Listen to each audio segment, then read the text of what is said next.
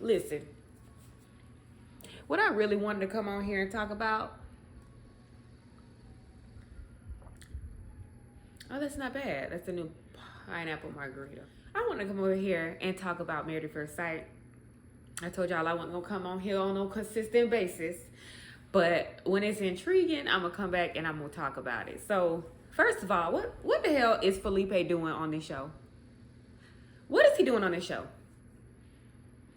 If I'm being real with you, I like sleeping with other women. What? Come again? What? You signed up for a whole marriage, a whole TV show based on marriage, commitment. And then you get on here and you get in front of these people at this table with this woman talking about you having a hard time keeping the passion and you still what? Where did they get these people from? Like, I really want to know, like, and it's not to dig on the experts, but where are you pulling some of these people from? Because y'all didn't catch that in the beginning when he couldn't show up to meetings on time. He told y'all that he was a party boy. He liked to stay out. Y'all ran with and you matched them with a woman who's very stoic, very put together, looked like she's very serious and all of that. And then you pair it. Those are the two that we paired together. Got it. That pairing is throwing me off really. And honestly, I don't think that it's either one of their faults because both of their personalities have been consistent from the beginning. So I don't know. I'm gonna throw that on the experts because the signs were there. Okay, let's talk about Mecca and Beljo. Sis, I'm gonna need for you to take that cape off at some point. It's okay. It's okay. Go ahead and take it off. You don't have. Okay, you know what? I roll that back. I'm not married. You know, sometimes, and you know what? It honestly, it's not even about a marriage thing. In relationship, you defend your partner has your back, you have your partner back. So she not wrong for that. However, it's just something there. It's just something where I'm just like, I don't feel like it's like equal.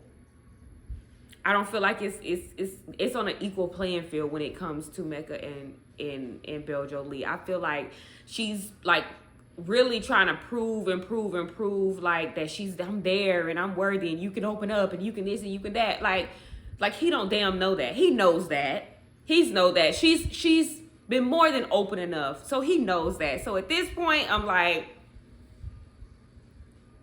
is it just you really having these big insecurities, or you having these, is it childhood trauma? Is it, I'm trying to figure out what it is with Mecca, because it's giving commitment phobe with him too.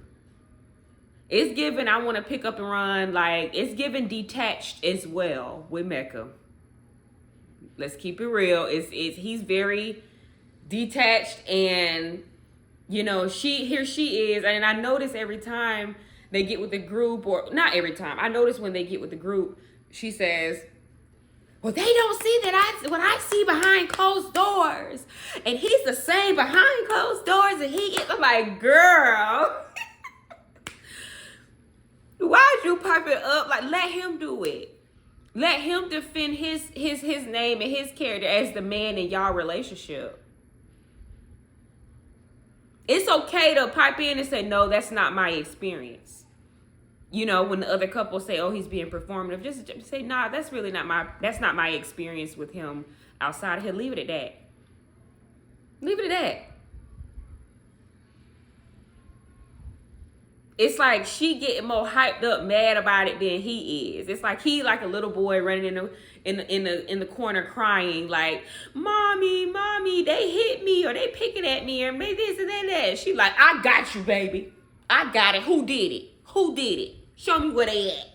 That's what it's giving. That's what it's giving with it. It's giving mommy child dynamic, not this my man. And then the whole thing where she was like, oh, y'all messing up. I might not get no peen tonight. Excuse me? Bitch. Excuse me? Anyway, let's move on. Caitlyn don't need to be with nobody. Caitlyn she has taken hyper independency like to a new level. Don't get me wrong. I get being hyper independent. I get being, liking your own space, liking your own time. Like, I get all of that and the above. However, you have to be, when you are in connection with someone, you have to be cognizant that, you know what? It's just not me anymore. It's just not me. How can I put this? If you want to be a good partner, you both have to give in. Like, you both have to sacrifice, if that makes sense. You know what I'm saying? It can't be one doing all the sacrificing and the other one not. No, you both have to be givers. If you are deciding that, hey, I want someone else in my space, I want to coexist with somebody in my living space, in my world, in my life. And I feel like, did she not know that as well? Like, did you not know that when you sign up to be married? I don't know. I think people just really get into they get caught up in, I just want to be married. I just want to say I have a husband. I just want to say I have a wife. But they're not really thinking about and processing what that looks like and what that means and how the dynamics of your singlehood is going to change. It is going to change, and it's no way around it. And I don't think that she's like pivoting and like transitioning into it well at all. It's not like I feel like Devin is just so spectacular either, but I do feel like he is putting forth effort. He is being very sweet to her. He is being very gracious. He is. I hate to give him that, but I will give Devin that. I will. But how it's kind of like, I'm giving enough. I'm trying to. Well, it's not enough, honey. And you know it's not enough. And I'm going to be real with y'all. I'm going to tell y'all this. When you really, really, really into somebody and you really like fucks with them and you really attracted to them, all this stuff that Caitlyn and Courtney doing would not be even existing. It wouldn't even be on the table. We would not even be talking about it right now if Caitlyn and Courtney had this like a real attraction towards who they're partnered with. And the same thing with Nikki, but the difference is Nikki being real about hers. She being real about it with Sean. She like, look, the physical attraction is not there. It's not there. I'll let you know when it get there, but for right now, it's not there. Keep doing what you're doing, but it's not there. That's being real about it. Nikki is being really real about it. But Caitlyn and Courtney, they are being mean. Instead of just saying, hey, it's certain aspects of this relationship that is unattractive to me. Instead of just like being real about it, they're not. Courtney, girl.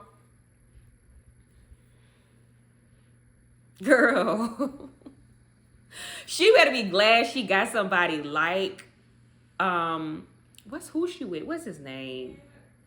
Nick? Is it Nick? She better be glad he's very like mild-tempered.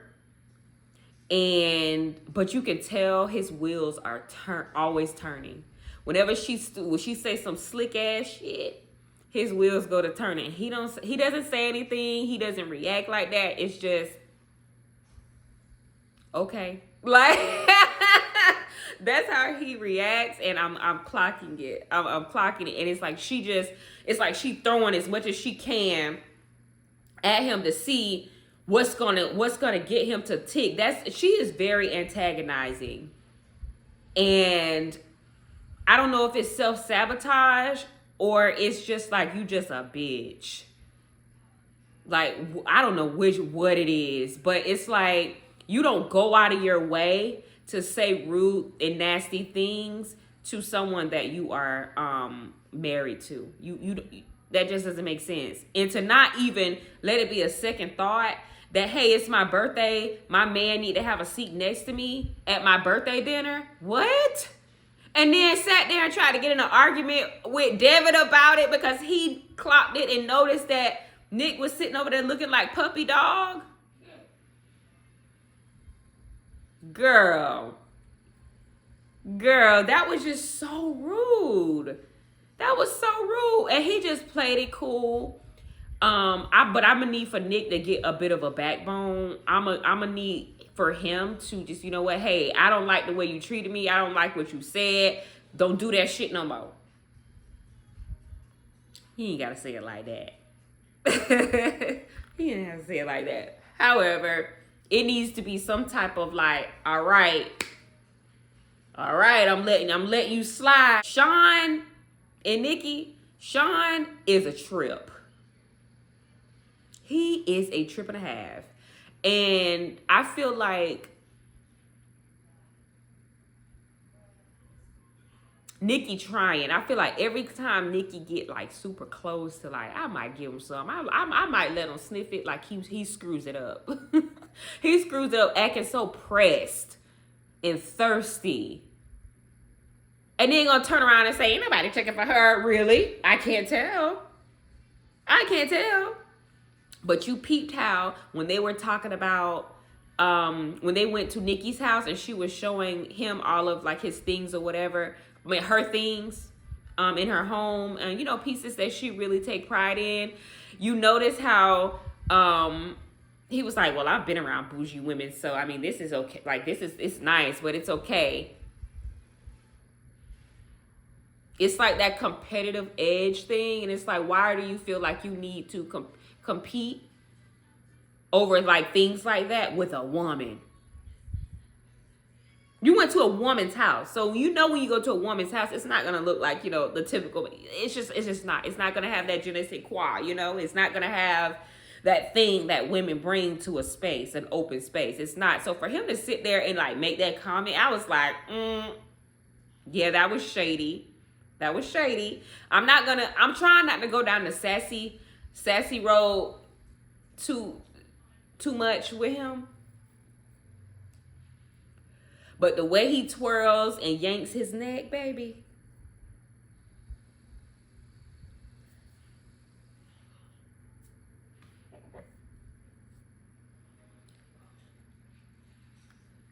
Yeah. Y'all peeped it. And then I did notice too as well how they talked about where each one of them would live or where would they choose, her house or his house. And he immediately was like, oh, I was thinking her house. Yeah, of course you would choose her house. Like, I hope Nikki do not give in and give him nothing.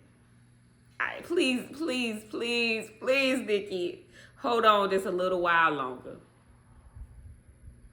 Just a little while longer. Okay? Because that one does not, he ain't right. He is not right.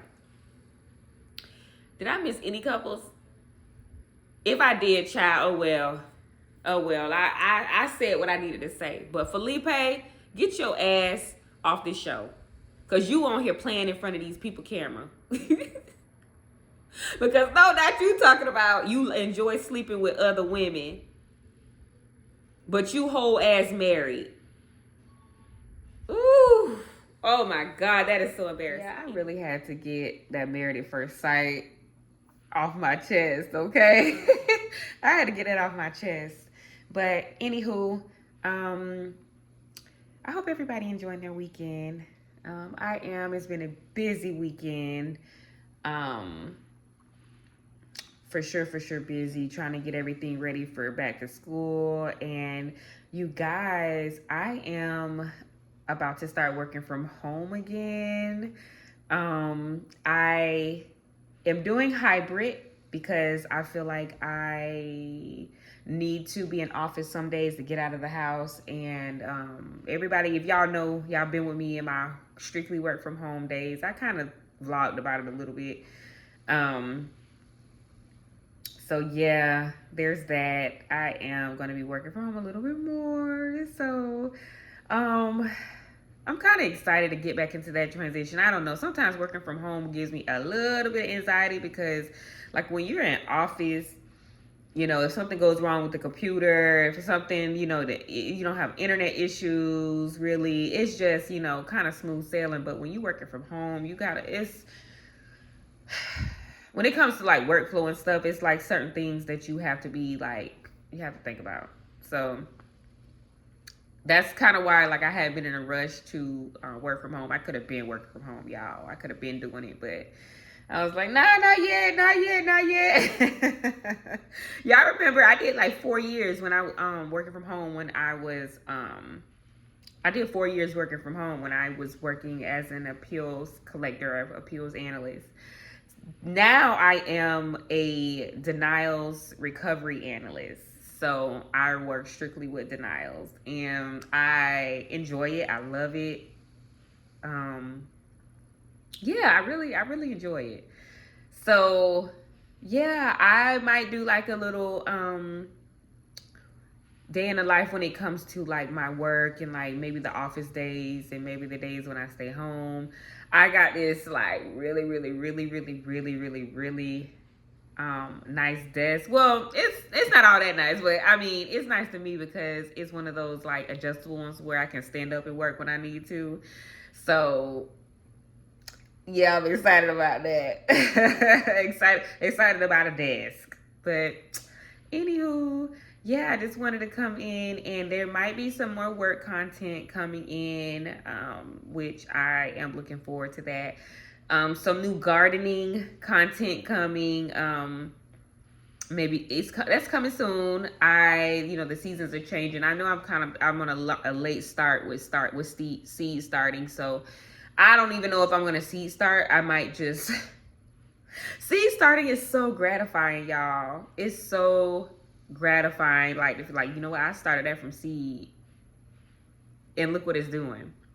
So I might do that. I'm gonna start my gardening up again. But a part of the reason why, like a lot of the gardening kind of stopped because new job, trying to get with that. I wasn't home as much. All of the above. School, my kids' school. It's just gardening is it's a labor of love. It is a labor of love, and if you want your garden to flourish and to look good, you have to spend a lot of time in it. And so yeah, I wasn't in that season, baby. I wasn't in that season. But anyway, thank you all for watching my video, for tuning in. YouTube is also a labor of love as well. It's not easy. It's not easy. But yeah, I will talk to y'all next time. Bye.